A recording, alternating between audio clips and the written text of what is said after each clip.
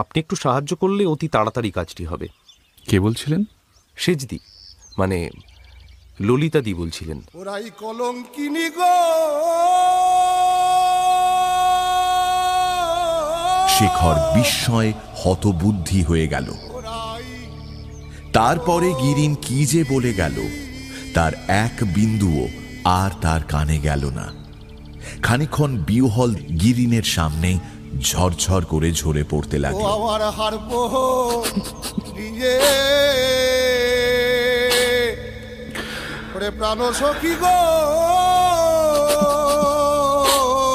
একটু বসো মা, আমি আমি অবিনাশকে জানিয়ে আসি যে বিয়ের কোণে বদল হয়ে গেছে। আমার ললিতা মা আজ পরিণীতা হয়ে গেছে। ললিতে